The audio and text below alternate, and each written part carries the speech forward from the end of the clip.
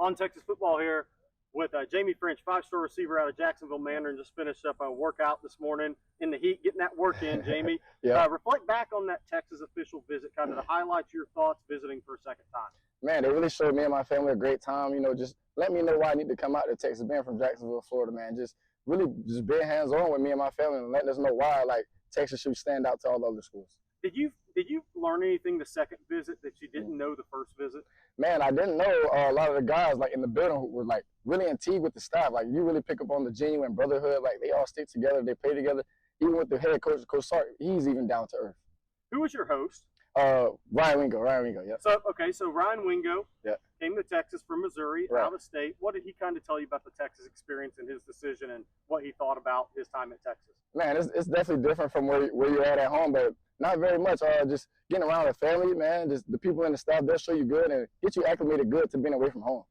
Well, talk about Chris Jackson, your relationship with Coach Jackson. Kind of what do you guys talk about? How's that relationship built? Man, he's my guy, man. We talk very often, man. Just giving me points and knowledge what I can do to upgrade my game, man. Even take my game to the next level when I walk in the door at Texas. So just giving me little knowledge like that, it really matters. Yeah, and obviously he coached at Jacksonville, I believe, for a couple of years there. Definitely.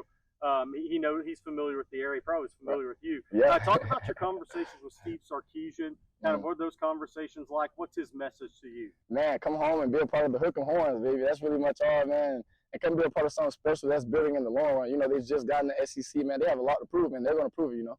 You were a one-time Alabama commitment, right? Then a lot of people had Ohio State pegged for you. Right. But then your official visits were Texas, Tennessee, LSU, Miami. Right.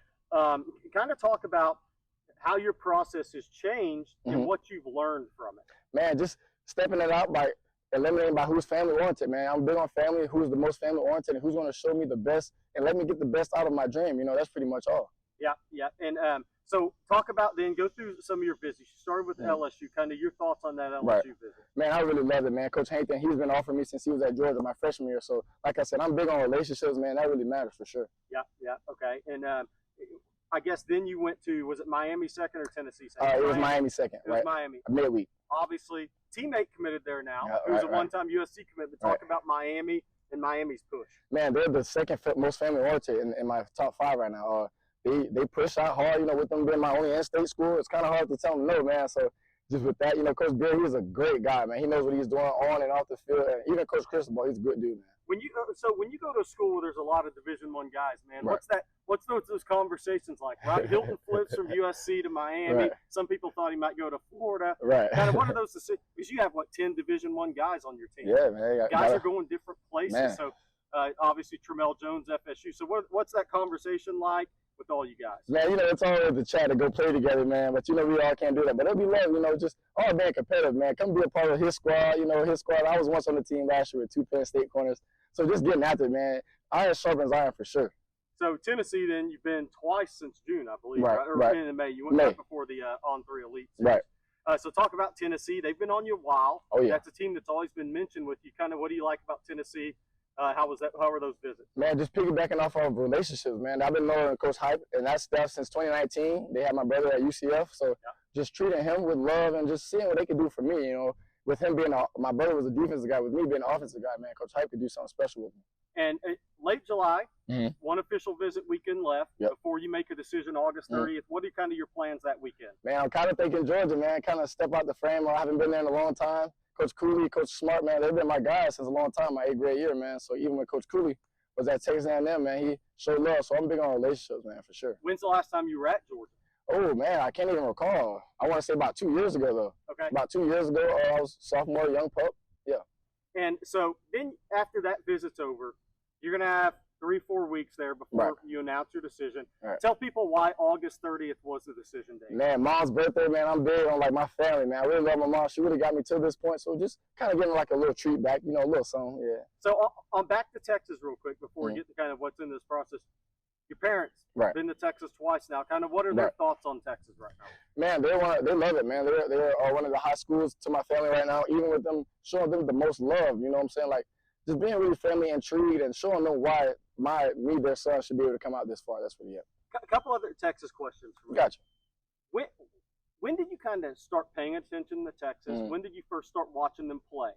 I want to say Texas, not very familiar watching them play, being a Florida guy, but recently in this past year, I was really in tune with them with the offense they had and the long run they had. So really tuned in with the last year. But I want to say the most I've ever watched was last year for sure. Is because some people think AD Mitchell's kind of somewhat of a comparison for you as a player. Yeah. Did you watch him and see that? Who are some guys you compare yourself to, maybe? Man, I'll start with you. Like you said, AD Mitchell, man, he's one of the guys who have the nice release style with the body control that I have and be able to go get the ball with a lot of like contested catch, man. So even with that, I get a lot of counter, really. A little CD Lamb here and there, so I get that as well.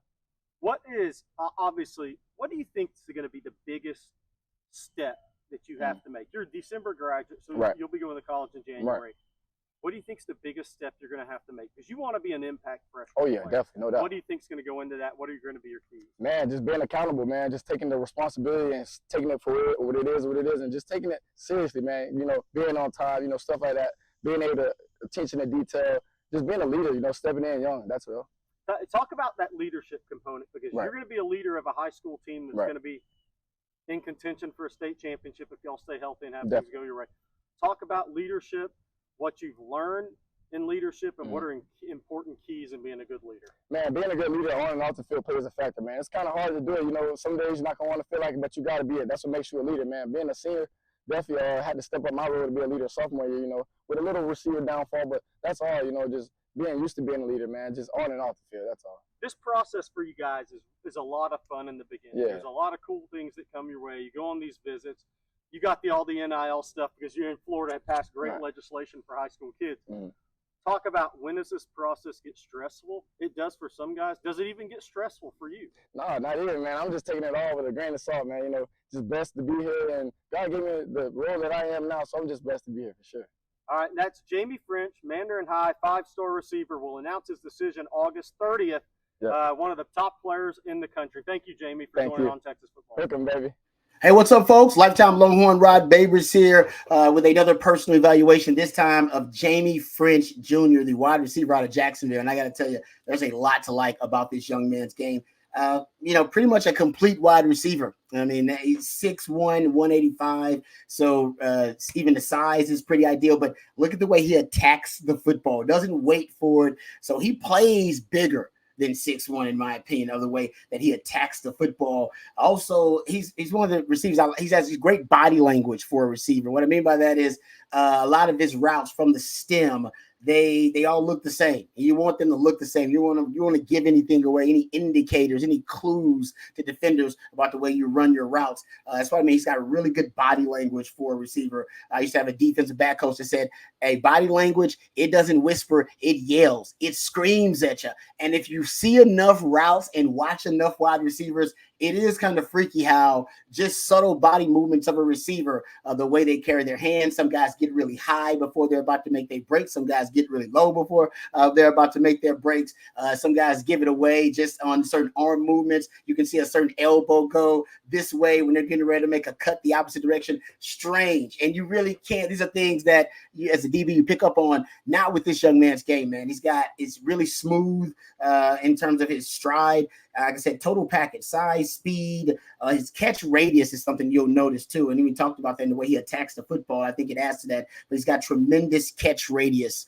Seems like there's nothing really outside of his range. Just get the ball pretty close to his vicinity. He's savvy off the line of scrimmage and setting up DBs.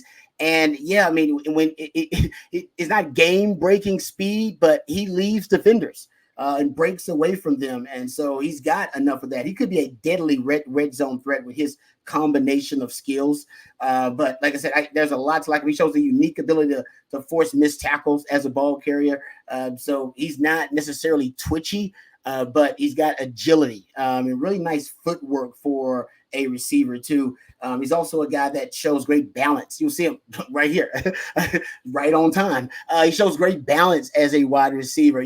So that on the outside, that boundary that he's dealing with, it almost seems wider with him, because he can maximize every bit of that boundary with tremendous agility, footwork, and like I said, 6'1", 185, with the way he attacks the football, with his catch radius, almost seems like he creates more space out there for as a defender for you to have to defend.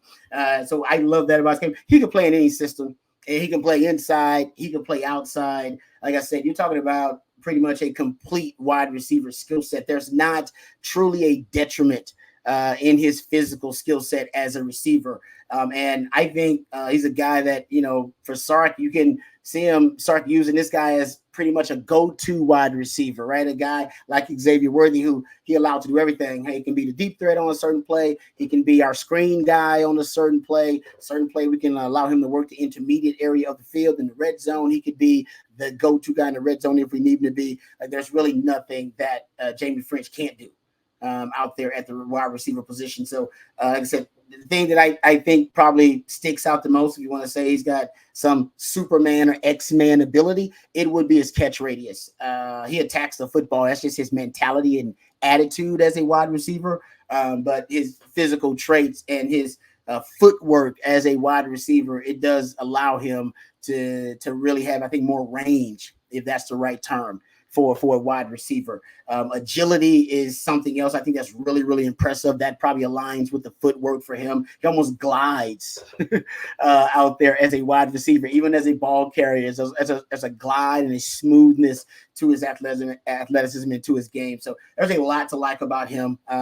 Is, like I said, there's no real flaw in this guy's skill set. So anybody would be lucky to get him. So that's my personal evaluation of Jaime Ffrench Jr., the wide receiver out of Jacksonville, Florida.